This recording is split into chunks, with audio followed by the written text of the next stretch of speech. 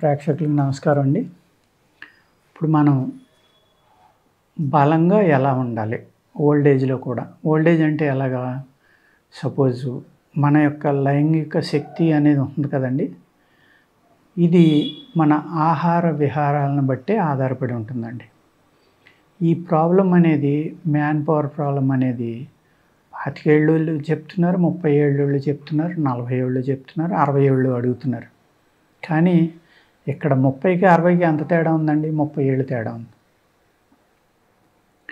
మన శరీరాన్ని ఆరోగ్యంగా ఉంచుకోవాలి, లేకపోతే మన లైంగిక శక్తి అనేది బాగుండాలి, 60 ఏళ్ళు వచ్చినా అనుకోవాలంటే మీరు వ్యాయామం చేయడం తప్పనిసరి అండి. కంపల్సరీ అన్నమాట. అది మీ జీవితంలో ఒక భాగంగా పెట్టుకున్నప్పుడే మీరు ఈ ప్రాణ అనేది, శ్వాస అనేది బాగా తీసుకుంటారు. కాబట్టి వ్యాయామం చేసినప్పుడు ఈ శ్వాస అనేది అన్ని చోట్లకి వెళ్తుంది, మీ బాడీలో అన్ని ప్రదేశాలకి. అంటే ప్రాణవాయువు. ఈ ప్రాణవాయువు ఐడియల్గా కూర్చున్న వాళ్ళు తక్కువ తీసుకుంటారు. అలాగే సపోజ్ ఒక మనిషి రన్నింగ్ చేశాడండి, అప్పుడు ఏమవుతుంది? ఆయన ఎక్కువ శ్వాస తీసుకుంటాడు కదా. అదేవిధంగా బాడీ హీట్ ఎక్కుతుంది కదా. ఈ హీట్ అవ్వటం వల్ల ఏమవుతుందంటే, అయితే చర్మంలో ఉన్న డెడ్ పార్టికల్స్ ఉన్నాయో అవన్నీ బయటికి వెళ్ళిపోయి కొత్త పార్టికల్స్ పుడతాయండి, కొత్త సెల్స్ పుడతాయి. దానివల్ల ఏమవుతుందంటే బలం పెరుగుతుంది. మజిల్ యొక్క శక్తిని పెంచుకోవాలి, చర్మంలో ఉన్న ఆక్సిజన్ని జాగ్రత్తగా పంపుకోవాలి, అలాగే అన్ని అవయవాలకి ఆక్సిజన్ చేరేలాగా చూసుకోవాలండి. అలా చూసుకోవాలి అంటే ఏం చేయాలి? వ్యాయామం కానీ ప్రాణాయామం కానీ తప్పనిసరిగా చేయాలి. అది చేయకుండా మీరు ఆహారం ఎంత తిన్నా ఉపయోగం లేదండి.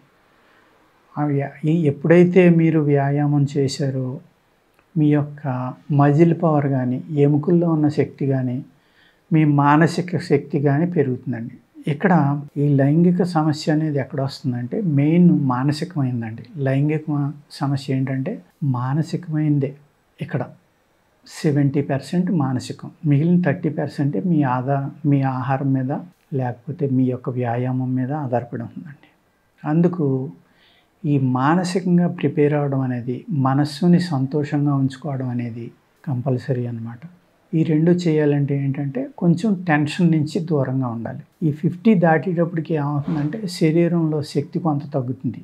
తగ్గడం వల్ల ఏమనుకుంటారు? మానసికంగా నాకు శరీరంలో శక్తి తగ్గిపోయింది, నేను ముసలివాడిని అయిపోయాను, లేకపోతే నేను సంసారానికి పనికిరాను, నాలో లైంగిక శక్తి అనేది తగ్గిపోయింది. ఇటువంటి ఆలోచనలు ఎక్కువ వస్తూ ఉంటాయి. ఫస్ట్ ఈ ఆలోచనలు నుంచి దూరంగా ఉండటానికి సెకండ్, వ్యాయామం చేయండి. ఈ వ్యాయామం ఎప్పుడైతే చేశారో నేను ఈ ముందర చెప్పిన మానసికమైన ఆలోచనలు కానీ, వీక్నెస్ కానీ ఏదైతే ఉందో దాని నుంచి బయటపడతారు. మేము వ్యాయామం ఎక్కువ చేయలేమన్న వాళ్ళు ప్రాణాయామం అయినా చేయండి. కనీసం ప్రాణాయామం చేసినా కూడా చాలా వరకు దీని నుంచి బయటపడటానికి ఆస్కారం ఉందండి. థర్డ్, మెడిసినల్ సపోర్ట్ తీసుకోండి. అంటే మీకు అలోపతిలోని మంచి మెడిసిన్స్ ఉన్నాయి, ఆయుర్వేదంలో ఉన్నాయి, హోమియోలో ఉన్నాయి, సిద్ధాలో ఉంటాయి. ఆయుర్వేదంలో ఏం చేస్తామంటే ఈ సమస్యకు పరిష్కారం కావాలంటే మీరు ఏదో వయాగ్రా వేసుకున్నట్టుగా 1 గంట 2 గంటలు, 1 పూట 2 పూటలు పనిచేసేలా ఉండదండి ఆయుర్వేదంలో. మీ యొక్క శరీర శక్తిని, అంటే ఇక్కడ ఈ సెక్స్ సామర్థ్యం అనేది, మగతనం అనేది, లేకపోతే లైంగిక బలహీనత అనేది దేనివల్ల వస్తుందంటే తగ్గటం. ఇందులో మీ శరీరంలో ఉన్న ధాతువుల యొక్క ప్రొడక్షన్ తగ్గిపోతుంది. ధాతువులు అంటే మెటల్స్ అండి. ఈ మెటల్స్ అనేది మీకు మీ బాడీలో చేసే ఒక అద్భుతమైన ప్రక్రియ.